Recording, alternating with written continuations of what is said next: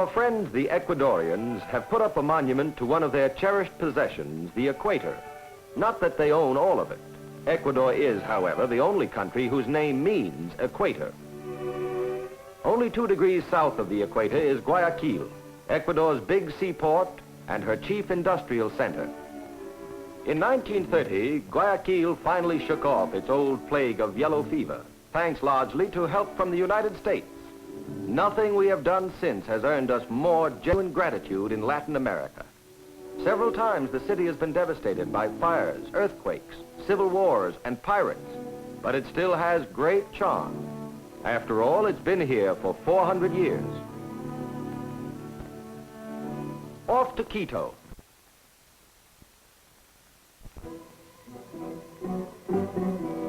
The way this train climbs 9,300 feet is amazing. It rushes forward up a steep grade until it seems exhausted. Then it runs backward up the next grade as if to let the blood run back into its head. And on the 3rd climb, it runs forward again. Please notice the signs painted on the rocks. This one thoughtfully asks, where will you spend eternity? It's an 18-hour journey, but like most things in Ecuador, it doesn't cost much, about $3 in our money.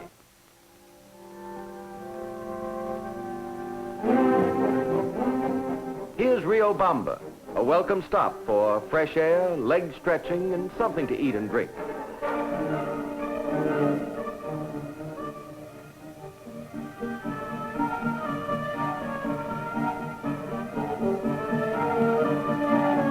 The last part of the trip to Quito is along the famous Avenue of Volcanoes. Ecuador puts on an unsurpassed show of lofty mountains, with 100 of them more than 15,000 feet high. 22 of the peaks perform the interesting feat of standing on the equator or very near it, and at the same time keeping their tops covered with snow. Chimborazo, 20,700 feet, Ecuador's highest mountain, more than a mile loftier than any in our 48 states. The Indians who live just below the snow line in this region would have a hard time toting stuff up the mountains if it weren't for the llama, which carries around a good deal of merchandise besides its own valuable woolly coat. And then Quito, only 20 miles south of the equator. 1,000 years ago, one could have stood here and looked down upon a city already old, for ancient tribes settled and built and lived here long, long before Columbus set sail. The Quito of today is relatively young, as it was founded by the Spanish conquerors in 1534. Under Bolivar's inspired leadership, Spanish rule was thrown off in 1822. Ecuador, for a few years, was part of the Republic of Great Colombia, but has been an independent nation since 1830. The charm and color of Quito are palpable even among South American cities almost notorious for their color and charm. For here is the perfect example of what the colonizing zeal of old Spain could do when it really let itself go. You will now be introduced to the Cago, the Indians of Quito, who, equipped only with their own muscles, carry on what we would call a general trucking business. It has been the custom for centuries to transport freight in this way, and the Indians, both men and women, have developed shoulders and backs which enable them to carry amazing loads.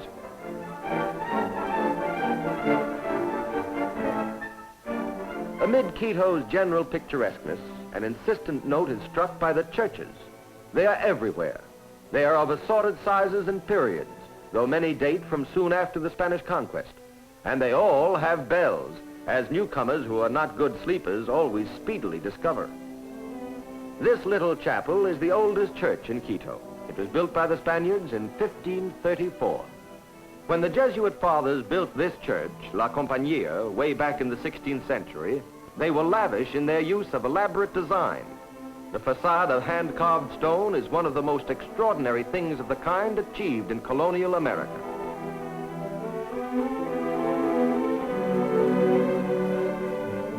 The Church of San Francisco, another 16th century structure. The towers are of a later date, however.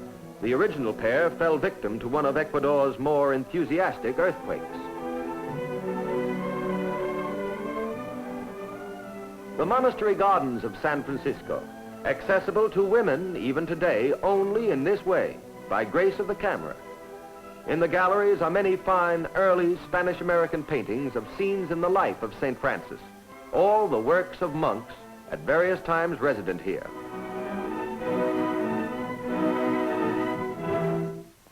Now we shall cross the equator again for a look at Imbabura in the northern part of the country.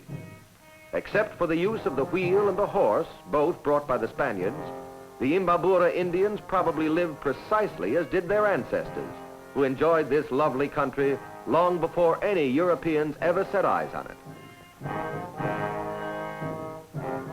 Prospective travelers over the Pan-American Highway should note at this point that here we have a part of the route to be followed by the highway between Quito and Bogota, the capital of Colombia. The Imbabura Valley contains many man-made mounds, all pre-Spanish and several even pre-Inca. Some are burial mounds, some probably conceal old temples, and all are fascinating prospects for archaeologists.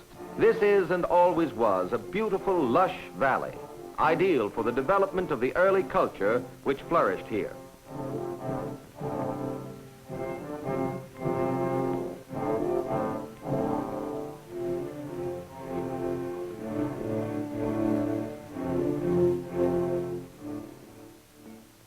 Otavalo, where we can have a look at Ecuadorian small city life, is up near the Colombian border.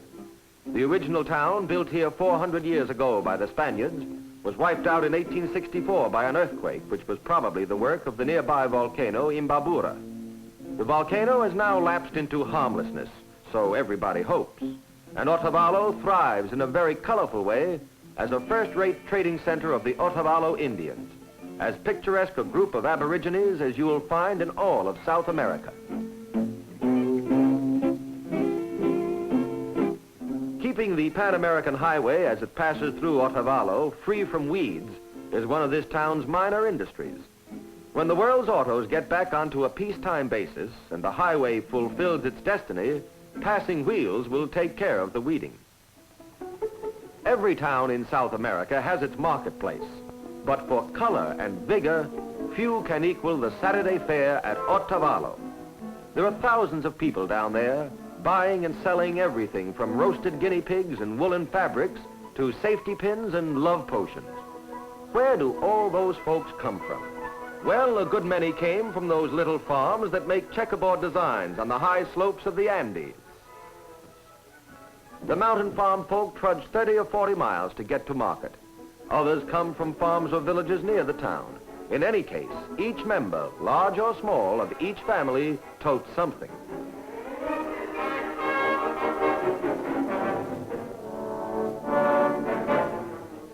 Trading begins at daylight. By 11 in the morning, almost everything in the market has changed hands. There isn't much outright barter, but the prices we find these people charging each other today are unbelievably low.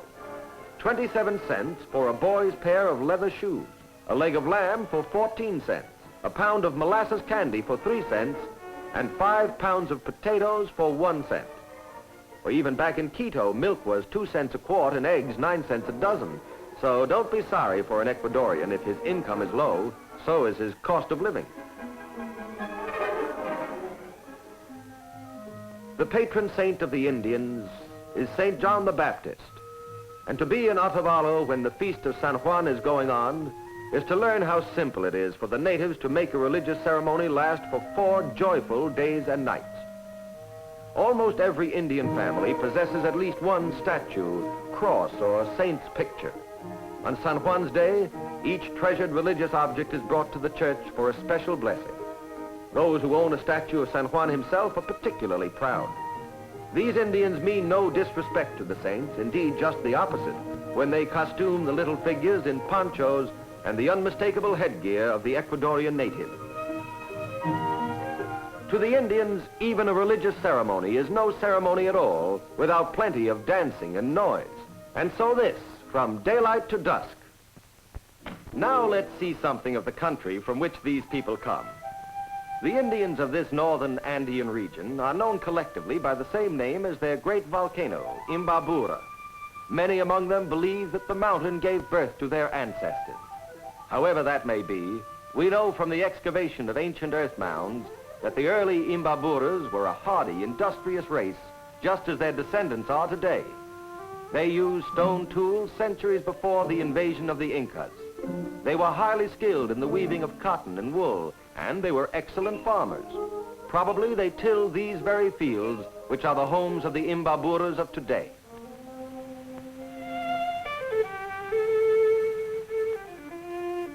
It would be a mistake for anyone to visit northern Ecuador without making friends with some of the Indians. So here we are, visiting a family whose main source of income is from weaving. They're going to make a shawl for us. The first step is to pick the raw wool clean of burrs and other irrelevancies. Then the carding or combing to lay the wool fibers in a straight line and make them ready for spinning.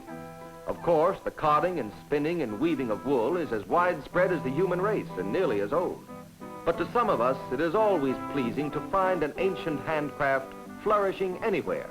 And up here among the Indians of the Ecuadorian Andes, this skill with wool is doing very nicely, thank you.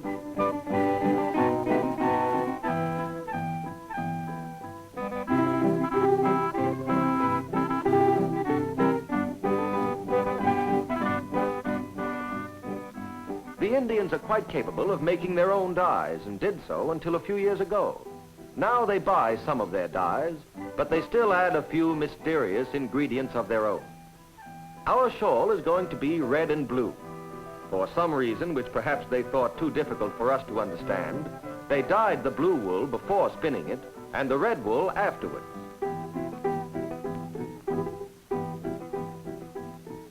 Wool that's homegrown, home-dyed, homespun, and of course the bobbins are homemade. What price the machine age up here in the Andes? The loom is a machine, of course, sort of a machine, one of the most casual ever tied together by the hand of man. Some of the pieces aren't even tied together. They just seem to lean against each other. Even so, it works. And from looms like this comes some of the finest weaving to be found in South America. This very family, every Saturday morning, do quite well for themselves selling their blankets and ponchos in the Otavalo market.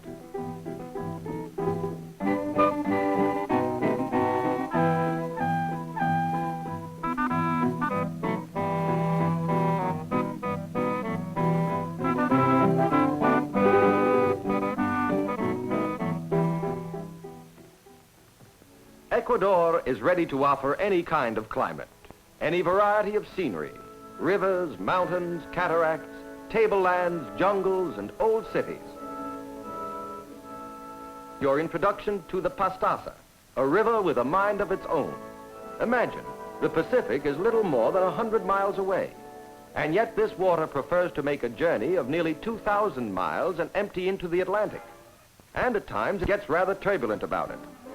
This Pastasa is one of the tributaries of the great system we loosely call the Amazon. Centuries ago, the volcano Tungurahua threw a huge lava dam across the river. The Pastasa went to work on it, and after some hundreds of years, cut a deep gorge through which it churns its way back to the original riverbed. You can't do anything with the Pastasa except give it its own way. The San Martin Bridge.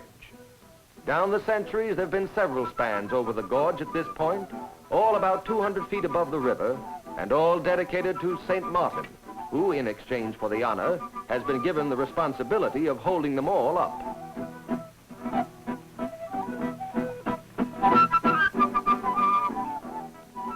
The Bridge of San Francisco also seems an appropriate place for superhuman aid in holding a span in place. The custom here is to pick up a stone before you start over and then place it before a small shrine on the other side as a thanks offering for a safe crossing.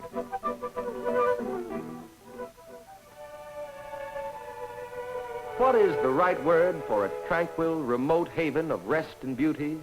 Arcadia? Shangri-La? Well, here's another such place, the little Ecuadorian village of Baños. You remember that no one was ever ill in Shangri-La, and there was great happiness and contentment. Well, occasionally someone is ill in Baños, but those who have tested the curative powers of the village mineral waters say that Baños is even the ideal place in which to be sick.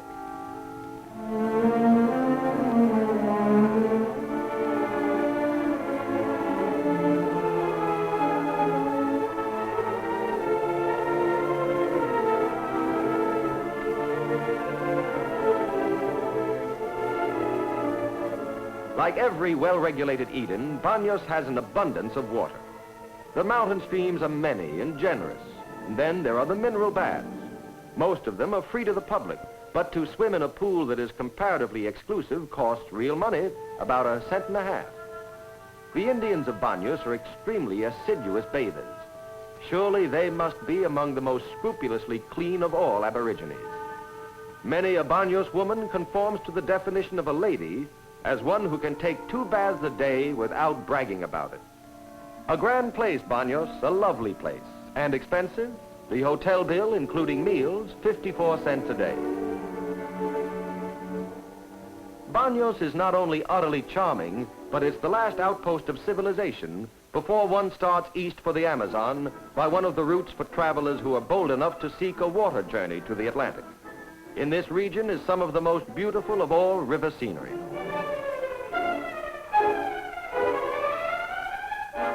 Our headstrong friend, the Pastasa River, is with us again, about to become a mighty stream. Here it is on its impetuous way to the distant Atlantic.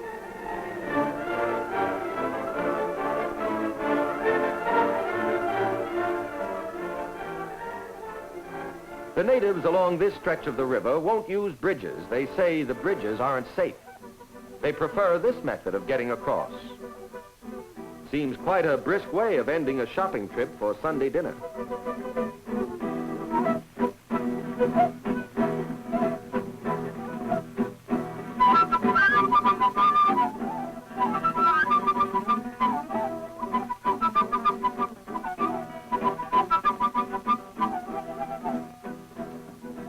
The eastern part of Ecuador, known as the Oriente, begins here in the Pastasa Valley.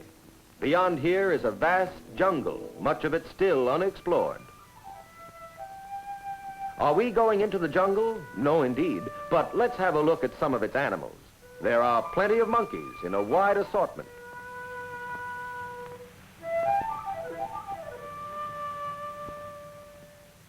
A rare specimen. Monkeys, as a rule, have the usual allotment of fingers, that is, 4 fingers and a thumb per hand. But this creature, Mono Negro Maricito, is born and lives and dies, all without any thumbs. The macaw, whose cry is such that his silences rank among the world's sweetest sounds, and whose plumage is so beautiful that he hotly resents being photographed in anything but color. Mono de la Noche, monkey of the night, or the kinkajou. He sleeps all day and is active only at night. Perezoso, the lazy one, roused to the fury of his topmost speed. His slow motion is not done in the camera, it's his own idea. But beware of his claws, they're dangerous. Yes, this is your old friend of the crossword puzzles, the 3-toed sloth. Mono Titi, the smallest of all monkeys.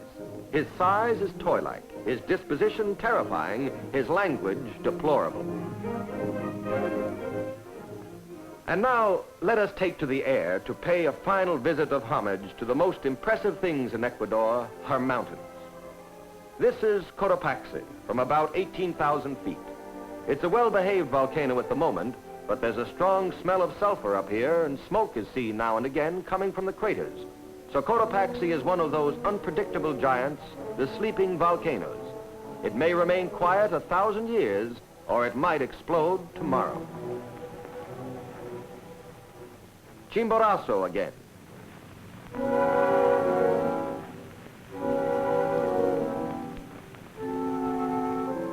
The crater of Tungurahua.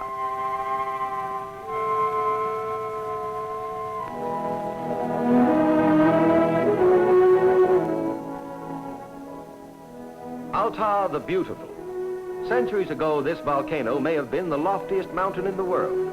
The top has been completely blown off.